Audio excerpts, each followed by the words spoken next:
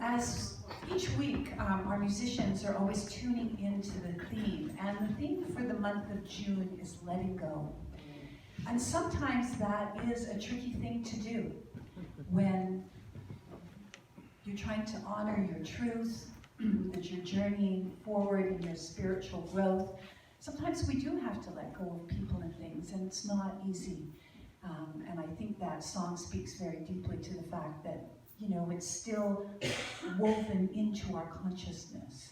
And even if we have to make some changes, we appreciate the contribution people make in our lives.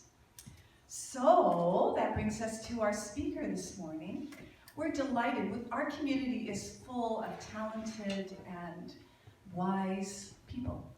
And we like to have them come and share their gifts, their insights with us. And this morning, we are delighted to have Neil Thrussell joining us.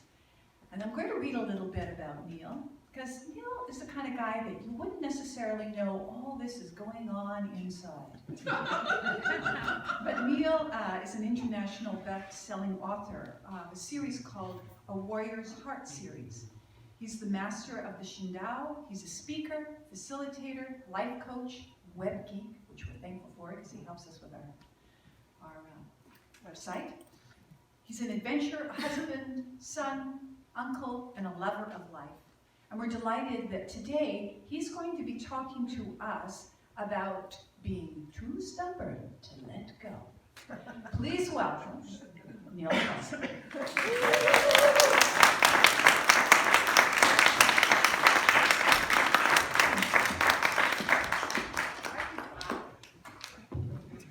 Thank you.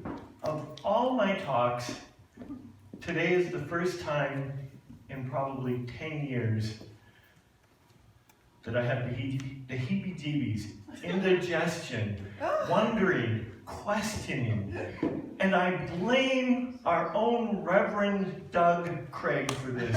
This is none of my responsibility, it is entirely his fault. And it's like, always blame someone else. Don't take responsibility. That's what I'm preaching. Because he said last week, Father, forgive them, for they know not what they do. And I went, that's nice. And then I went, but what if I don't know what I'm doing? And that set off a whole cascade of, because I'm too stubborn to let go. But what if I don't know what I'm doing? But I'm too stubborn to let go. So I'm in this dilemma. And then the only way to really move forward is to let go. And then I'm going, crap, I hate that man. And then my Thursday, I was at another men's group, and my men's group, I was leading a process, and it went derailed. I had almost open anarchy. And as a facilitator, that's the worst thing you want to do, is have pretty much, but yet at the end, it all worked. But that wasn't part of my plan. My way. So I just needed to let go and to surrender. So what does letting go mean? Let go of my expectations.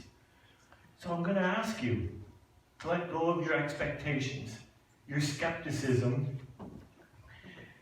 and the part of you that knows it all for the next little part of my talk. Can you agree to this? Yes.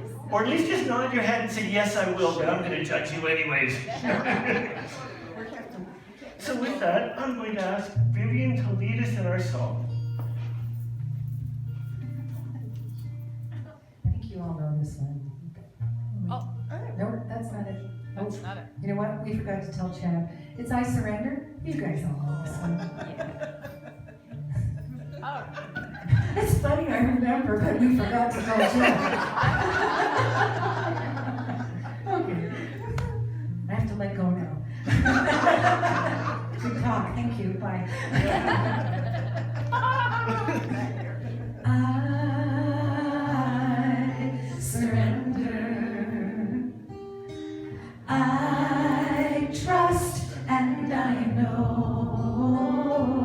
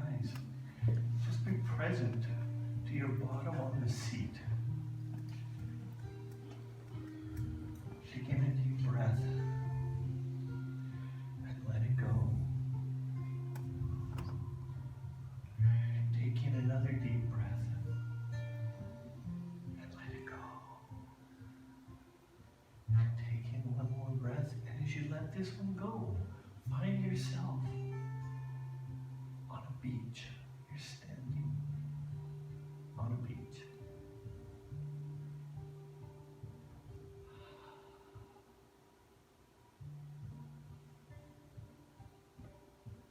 Feel the warmth of the sun radiating onto your body. Feel the warmth of the sand on your toes. Hear the waves gently lapping up onto the sandy beach. Breathe.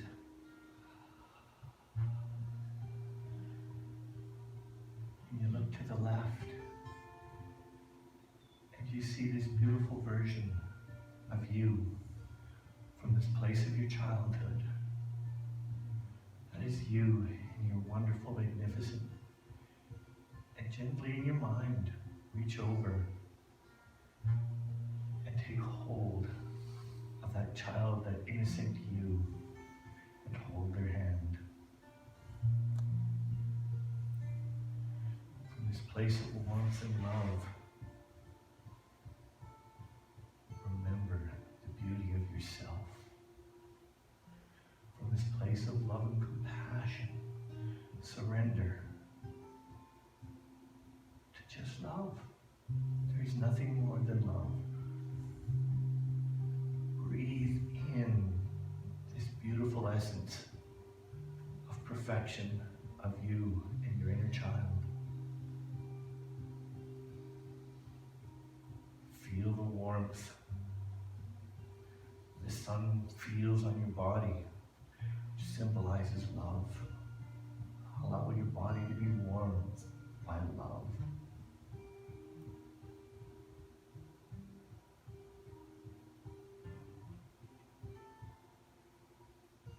And as you look over, you see that little you, and there's the middle child you now standing next to it.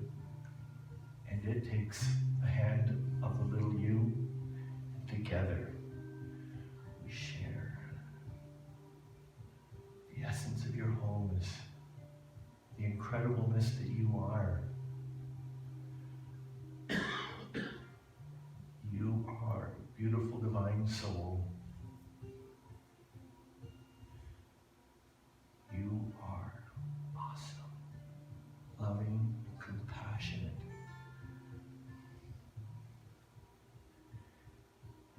And beside that stands the teenage you, the young adult you,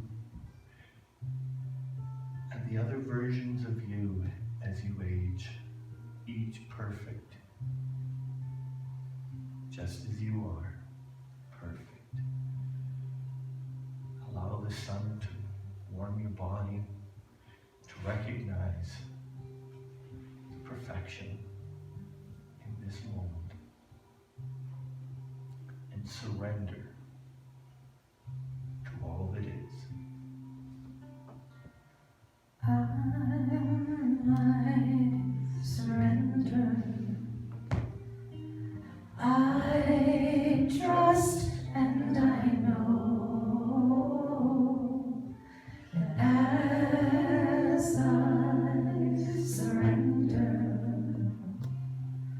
I fall into the arms of love. I surrender. I trust and I know that as I surrender, I fall into the arms of love. I surrender. I trust and I know that as I surrender, I fall into the arms of love.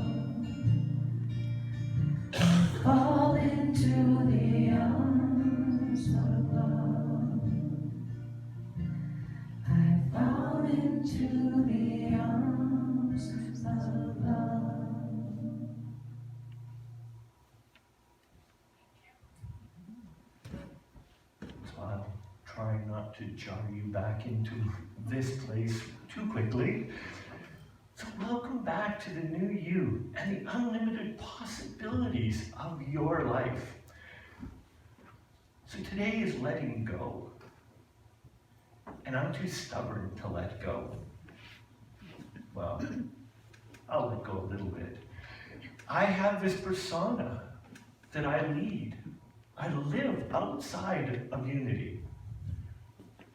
I'm actually an ordained minister from the Universal Life Church. It's not really recognized in Canada, but it's recognized elsewhere. I have tons and tons of training, and that I do outside of this, but I don't bring them together, because what would you think?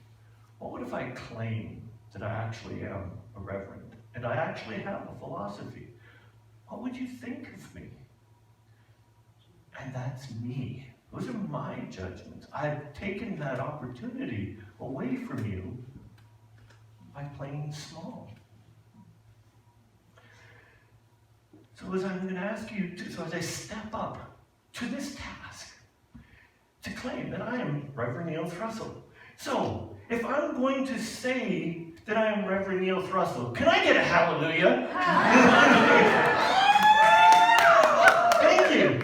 So I want to recognize that you are all freaking awesome. I have to be careful with my adjectives, because I can sometimes use inappropriate ones, because I deal with a lot of men's work, and sometimes men's work is trash talking, so I'm like, okay, you're freaking awesome. So let's take a second and recognize that you're freaking awesome. That you are. So thank you. So, as we let go, I want to honor you for being here, but I also want to share a poem with you, and most of you know it. It's by a beautiful woman, by Marianne Williamson. And what stops us from letting go is our fears. It's our greatest. Because really, what is letting go? One of the best definitions that I found for letting go is about accepting what is happening right here and now, and not worrying about what will come up tomorrow. But yet, what is it? It's fear. And I love Marianne Williamson's poem. Our deepest fear is not that we are inadequate. Our deepest fear is that we are powerful beyond measure. It is our light and not our darkness that most frightens us.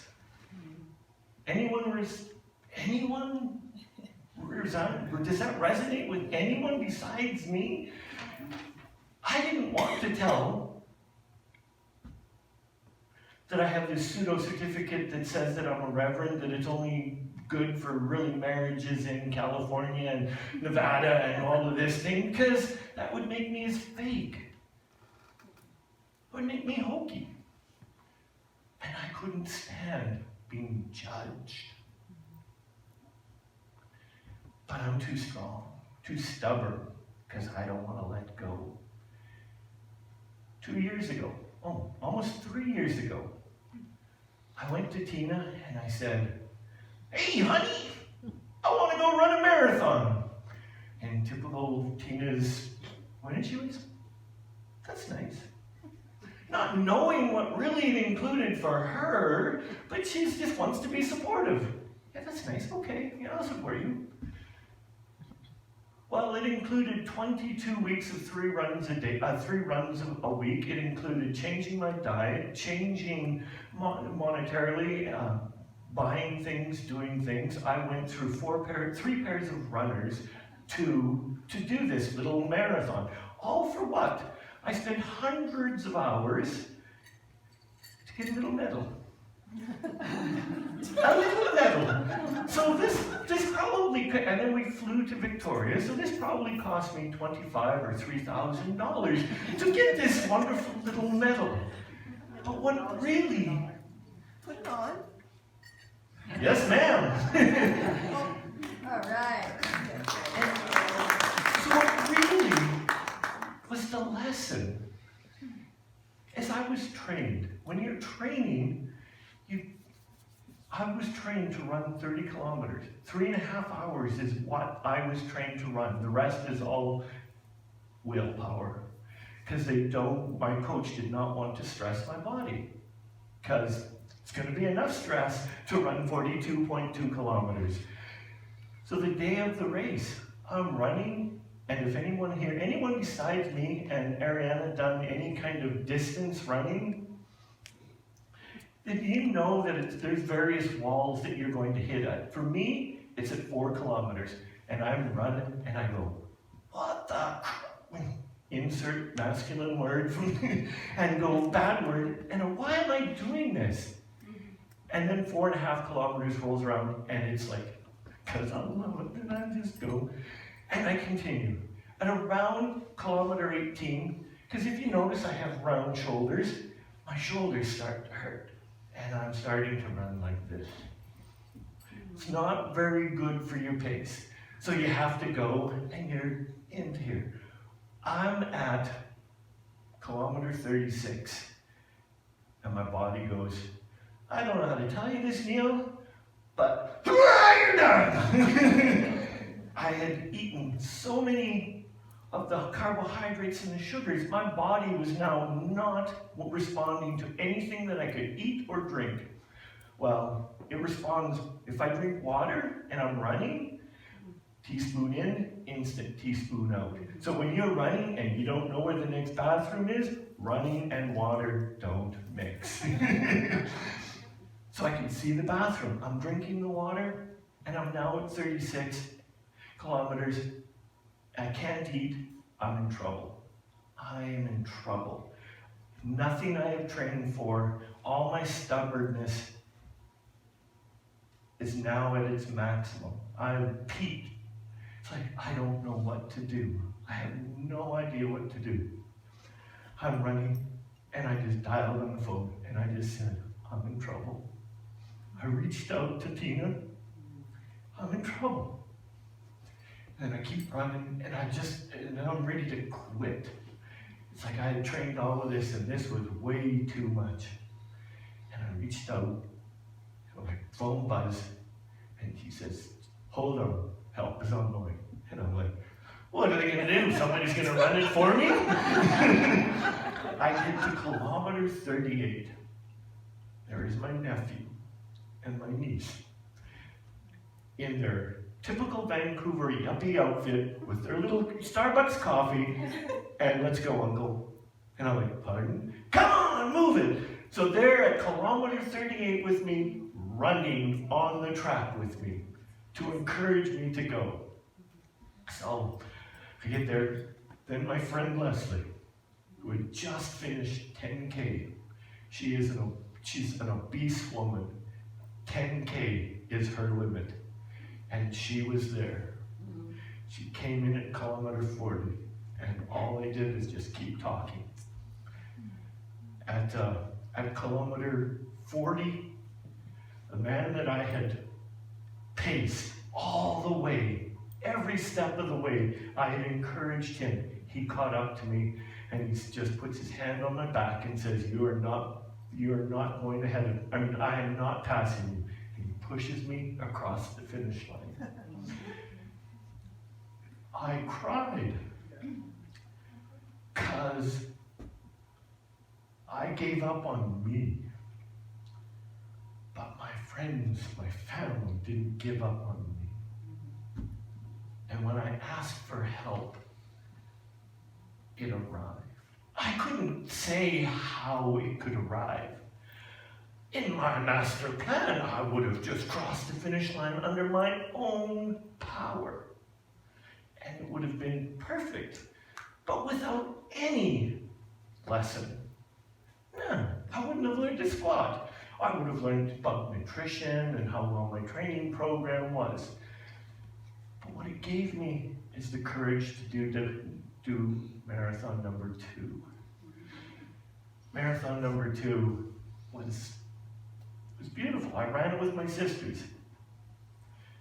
And that in itself, that's another talk. But letting go.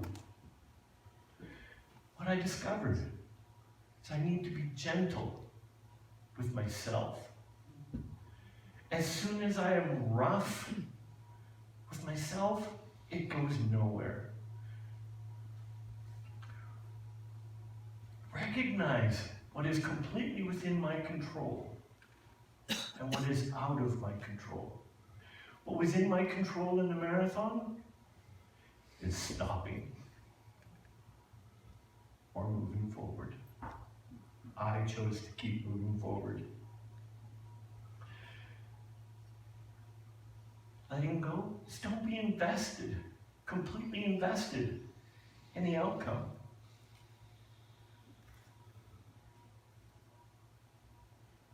At this same race, one of my friends was trying to run a 3-hour marathon. I did mine in 4 hours and a half. That's how much faster he is than me. He's running with his running partner, and they're encouraging each other, and they ran right to the medical tent. He stayed with his friend who needed medical attention because he was low in electrolytes and that.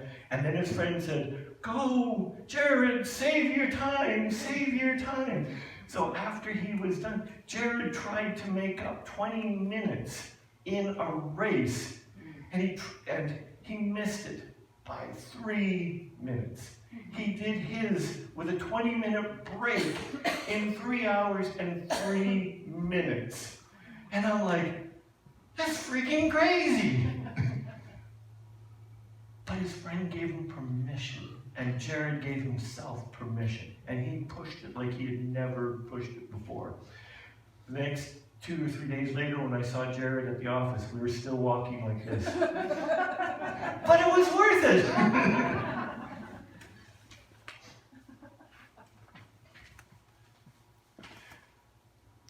So as we go forward, does anyone besides me believe in magic? Music. Our beautiful band. It's magic. How many times I'm not thinking many of us have ever arrived in a grumpy mood or thinking something else, and the band is playing something and it instantly transports us somewhere else. That to me is magic. Part of letting go is embracing the magic of life. And sometimes I personally need a little help. Music is the key. Music transports me. And there's a band that's never going to make it to a unity function. There's a guitarist, Rick Emmett, from a band called Triumph. The world is full of compromise and infinite red tape. But the music's got the magic. It's your one chance for escape. So turn me on, turn it up. It's your turn to dream. A little magic power makes it better than it seems. And I am young, I am wild, and I'm free. And I've got the magic power of music in me. Every one of us has the power within us. Every one of us can fulfill our dreams. Sometimes we need to reach out and ask for help. Sometimes it's the scariest piece. Sometimes we just need to settle within and recognize we are perfect just the way we are.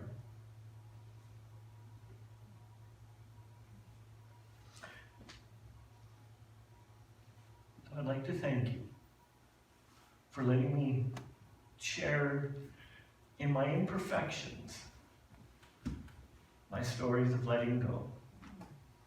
So I ask you to let it go.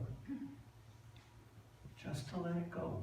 Be brave, be bold, be daring, Reach for the stars. Reach for your stars. And it's never, ever, ever, ever too late to dream. Because YouTube, if you ever need any inspiration, YouTube, anybody hear of Tony Robbins? Oprah Winfrey? Jay Shetty is full of inspiration. So anything that you are going through, somebody somewhere in the world has already gone through it. Find it. Listen to the music. And live your perfect life. Thank you.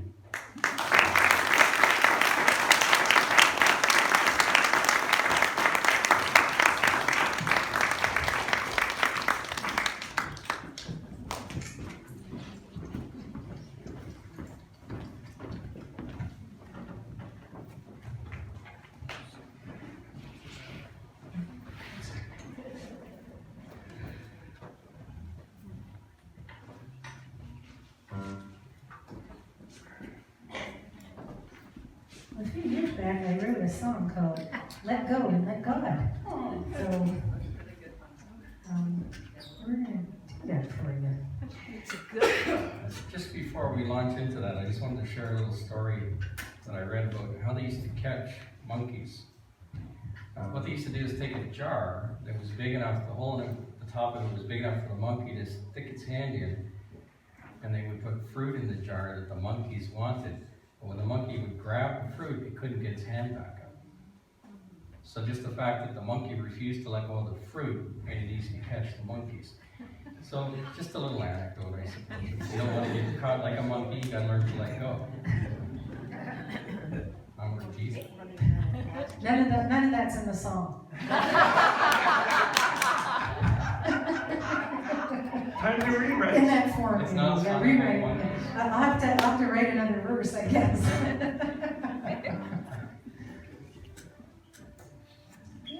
All right, here we go. Oh, I'll count you in. How's that? Would that help? I thought they could read my musical mind. 1, 2, 1, 2, 3. Wondering why they weren't playing along.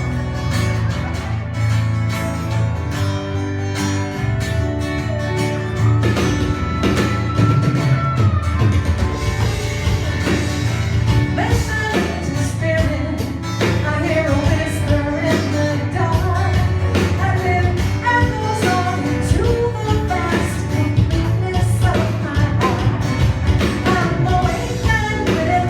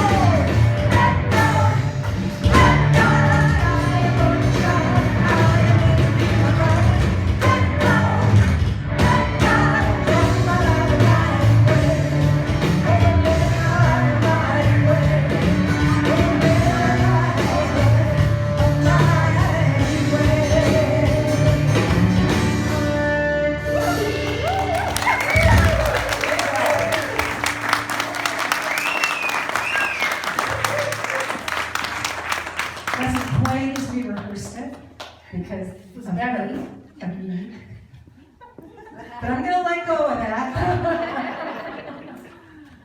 Of course she is. Very good. I love that song, don't you? Yeah. That's a Vivian original.